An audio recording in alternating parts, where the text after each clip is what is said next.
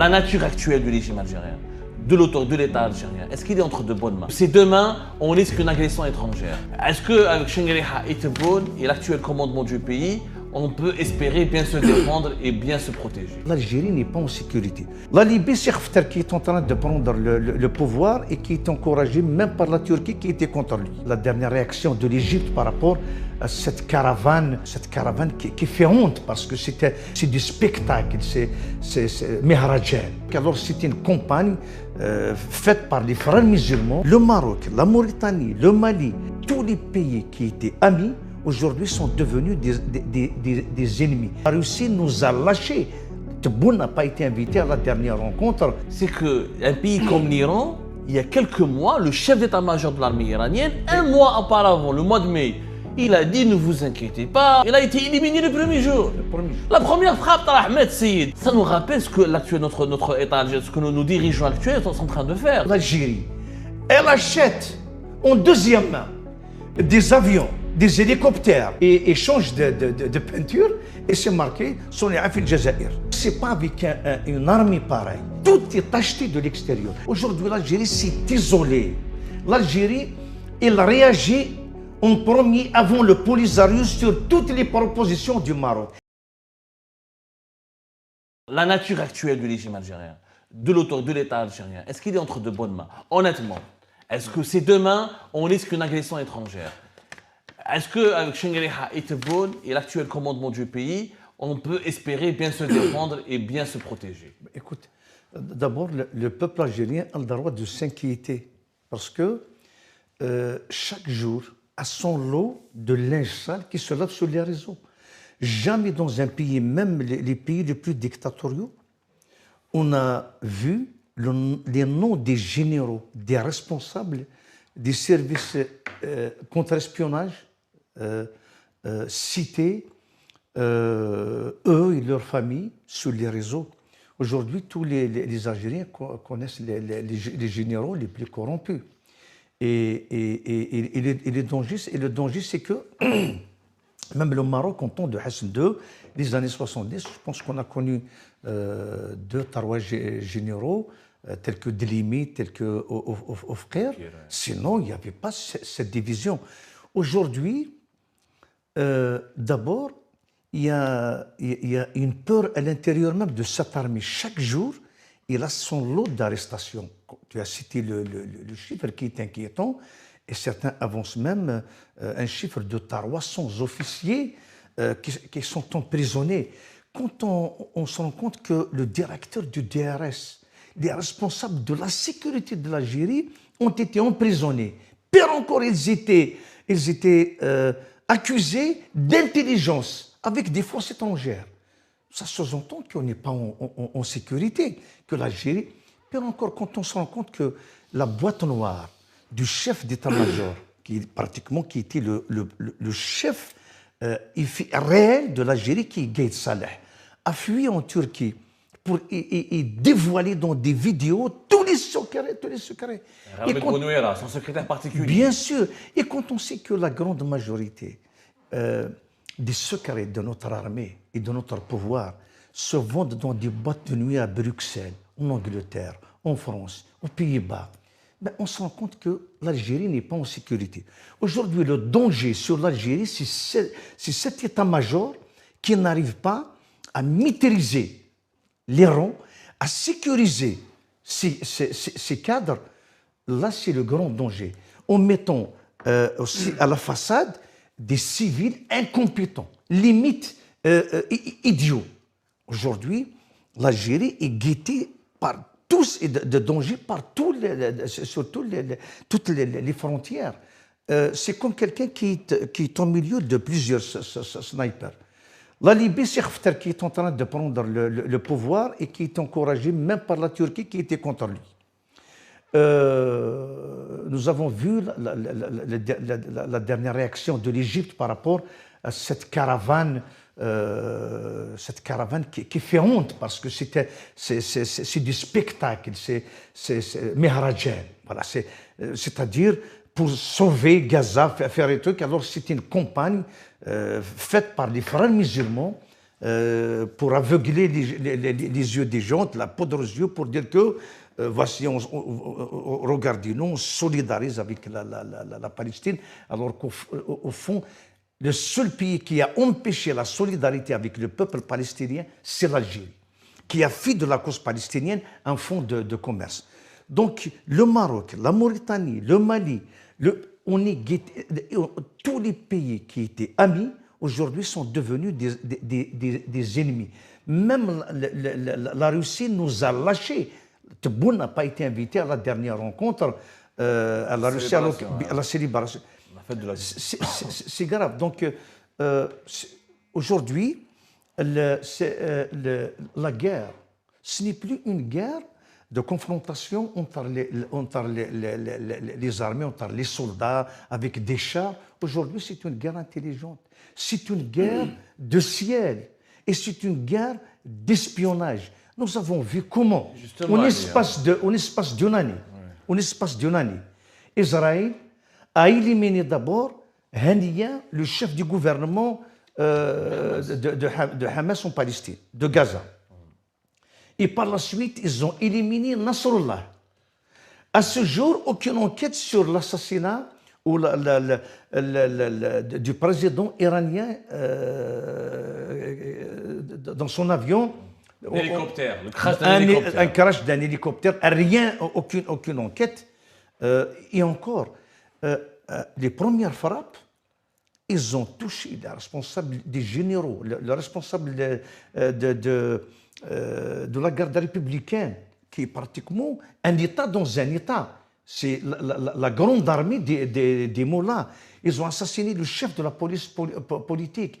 Ils ont éliminé 7 généraux. Donc vous voyez aujourd'hui, est-ce qu'un jour on a vu Israël organiser un défilé militaire pour montrer leurs muscles? Merci beaucoup Ali pour tu me tends la perche. Est-ce qu'un jour on a vu Israël? Hassan, ce que dit Ali est pertinent.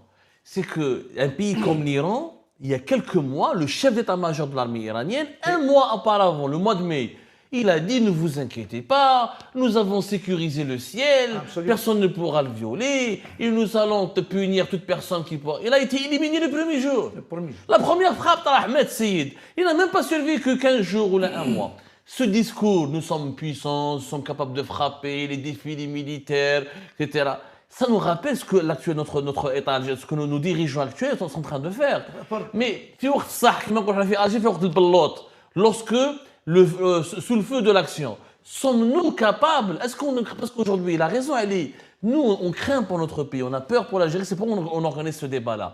Est-ce qu'on ne risque pas une déroute? Est-ce qu'on ne risque pas des conséquences désastreuses sur notre sécurité nationale à cause de ce discours de slogans, tout le temps des slogans, alors que sur le terrain, eh ben voilà, la vérité du terrain, elle est peut-être très éloignée des slogans, non? Il faut rappeler une chose, que parce qu'il ne suffit pas de critiquer juste comme ça l'Iran. L'Iran est sous embargo depuis 30 ans. L'Iran, c'est tel qu'il faut... Tu sais que l'Iran vend des drones à la Russie et au monde extérieur. Ils ont une industrie militaire locale. C'est eux qui fabriquent leurs propres armes. Et c'est un grand pays de 90 millions. Et donc, c'est un pays ancré dans l'histoire. C'est une civilisation profonde. Eh bien, avec toutes leurs forces, et l'armée iranienne est classée la 16e. La 16e. Donc, vous imaginez que l'Algérie vient bien après, c'est le 26e pays. Donc, vous imaginez cette force a été pratiquement, bien que l'Iran, on parlera pas de l'Iran, elle résiste, il est en train de récupérer, de récupérer le rapport de force, le manque Elle riposte, en tout cas l'Iran riposte. Elle riposte convenablement, elle utilise justement ces missiles balistiques, justement, il est en train de bombarder, c'est la première fois qu'on a vu, mais je ne veux pas y aller au-delà, juste pour dire que, alors que l'Algérie, elle achète en deuxième main des avions, des hélicoptères de Qatar et rentre en Algérie, c'est à l'initiative de Gaït Salah, et change de peinture et c'est marqué Sonia fil Jazair. Donc ce n'est pas avec une armée pareille qui ne fabrique pas ces armes, tout est acheté de l'extérieur. Et nous savons que c'est acheté de la Russie. Avant l'Iran, on prend l'exemple de l'Irak. L'Irak, on a présenté l'armée de Saddam comme une des grandes puissances du Moyen-Orient et des pays du Golfe. On a vu comment l'armée de Saddam a été laminée. Balayée en quelques semaines. Mais pas que ça. Comment l'Irak est tombé? C'est parce que Saddam n'hésite pas à exécuter des officiers. Il a massacré les Kurdes, il a massacré les chiites, il a créé une division à l'intérieur de l'Irak. C'est pratiquement ce que fait ce pouvoir algérien. Le pouvoir algérien qui a humilié le Sud, qu'on appelle Manatiq al-Dhal, les zones d'ombre. Depuis 70 ans après, les gens du Sud qui dorment sur des mines d'or n'ont pas de l'eau à boire ou un toit pour sécuriser leurs enfants. C'est les zones les plus délaissées, les plus abandonnées, les plus humiliées. Et si on prend la Kabylie mise dans le collimateur de ce pouvoir. La Kabylie, pratiquement, le pouvoir est en train de pousser la Kabylie vers la rébellion, comme ça s'est passé en 1963. Donc aujourd'hui, les portes sont ouvertes. Et la première condition sine qua non d'un pouvoir pour se maintenir, il faut la cohésion nationale. Pour qu'il y ait une cohésion nationale, il faut que les Algériens ou les citoyens de ce pays doivent se sentir des citoyens respectés, pas des sous-hommes, ni des sous-citoyens. Eh bien, tous les ingrédients d'une implosion, ou tout simplement ne pas soutenir cette mafia qui a mis l'Algérie comme un pays le plus pauvre, le plus malheureux du continent africain.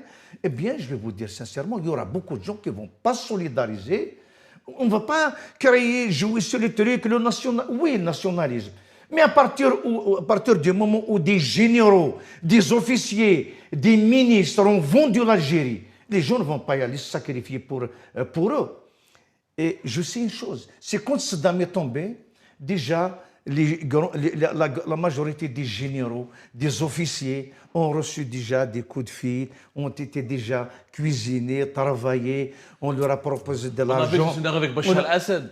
Rappelez-vous de la chute de Bachar récemment, où ces généraux l'ont abandonné à la toute dernière minute. Oui, bien sûr, mais j'ai pas parlé de la Syrie parce que la Syrie est devenue pratiquement, c'est-à-dire un département russe ou un département des mollahs. Mais l'Irak, c'est un pays qui était aussi fort que notre armée. Alors on présente. Donc aujourd'hui, d'abord, une guerre, ce n'est plus une guerre de confrontation entre les militaires. C'est une guerre intelligente, une guerre de ciel. Et vous avez vu, est-ce qu'un jour on a donné les résultats? Il y a eu des enquêtes par rapport aux plusieurs avions, crash d'avion qui a provoqué la mort de plusieurs citoyens, de plusieurs militaires? Jamais. Eh bien, cette armée, pour qu'il gagne une bataille, il faut d'abord qu'il gagne la confiance de sa population. Aujourd'hui, il y a une rupture entre le peuple algérien et le pouvoir qui est en train de nous orienter vers l'impasse. Les mêmes ingrédients et conditions de la chute de l'Irak, aujourd'hui, on est en train de les vivre. Oui. La première chose, d'abord, l'Irak, il était en guerre avec l'Iran. Et depuis sa création, il a mis la Syrie dans son collimateur. Et en tension avec l'Arabie Saoudite. Attends, encore. C'était la personne qui construit les maisons détruites par Israël. Hein? Le front Somoud ou Tassadi, aujourd'hui, il n'y a que l'Algérie. Mais les mêmes ingrédients. Donc, il a rompu les relations avec les pays voisins. Aujourd'hui, l'Algérie, il a rompu les relations avec le Maroc à son initiative. Parce qu'un pays qui veut vivre en paix, c'est un peuple qui doit rassurer, qui doit garder justement le lien avec ses propres ennemis, ses adversaires. Aujourd'hui, l'Algérie s'est isolée. L'Algérie, elle réagit en premier avant le Polisario sur toutes les propositions du Maroc. Il ne laisse même pas le Polisario s'exprimer. Aujourd'hui, l'Algérie, sur tout le monde arabe, il est le premier à critiquer, à s'opposer, à prendre des initiatives à l'intérieur même de l'ONU contre Israël, alors qu'ils peuvent faire un travail de coalition avec eux. Donc nous sommes les champions d'adversité avec Israël et contre le Maroc et contre nos voisins et contre les pays. Quel serait le danger, Ali? Quel serait le danger? Le danger, c'est cette politique. Le danger, c'est que tout d'abord, il faut y aller vers une unité nationale, une réconciliation nationale. Quand on dit une réconciliation nationale, ce n'est pas la réconciliation des clans, mais c'est la réconciliation du peuple algérien avec ses institutions. Il faut qu'il y ait un pouvoir légitime. Il faut mettre fin à cette violence. Aujourd'hui, l'Algérie est devenue une prison à ciel ouvert. Il n'y a aucune catégorie d'Algériens, aucune région d'Algérie qui est épargnée par ce pouvoir. Eh bien, tous ces ingrédients précipitent la chute de ce pouvoir. Eh bien, les adversaires ou les ennemis de l'Algérie ne pourront jamais trouver des conditions de s'attaquer à l'Algérie tel que l'état actuel de notre pays. Donc, il faut y aller vers une démocratisation. Il faut cesser, la première chose, il faut cesser cette violence. Il faut laisser le peuple s'exprimer. Il faut laisser les politiques s'exprimer. Il faut laisser les syndicats s'exprimer. Il faut laisser les journalistes écrire. Il faut laisser les gens produire. Il faut arrêter justement incriminer chaque citoyen à chaque initiative. C'est le seul remède pour que le peuple va défendre sa patrie, il va s'unir derrière son pouvoir. Aujourd'hui, nous avons une mafia, nous avons un régime militaire qui a pris notre armée en otage. Aujourd'hui, l'Algérie n'a pas d'armée. C'est l'état-major, c'est un clan au sommet qui a une armée qu'il utilise contre l'Algérie. Aujourd'hui, tous les crimes qui se déroulent en Algérie contre le peuple, c'est avec la bénédiction de cette armée. Eh bien, ne pensez pas qu'avec tous ces massacres, on attend un miracle du ciel. Je vous remercie comme d'habitude pour avoir suivi cette vidéo et toutes nos vidéos. N'oubliez pas de laisser vos commentaires, vos réactions à propos de ce sujet et de vous abonner à la chaîne si vous n'êtes pas encore abonné. Donc voilà, je vous remercie aussi pour vos commentaires et vos discussions, surtout dans la section des commentaires.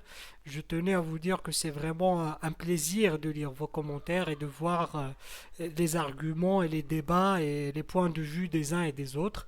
Je tenais juste à vous dire, à vous demander gentiment de respecter les uns et les autres, bien sûr, et de parler, de défendre son point de vue sans aucune calomnie ou insulte.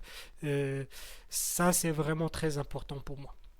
Donc voilà, juste pour que je ne me trouve pas dans la nécessité de supprimer autant de commentaires haineux.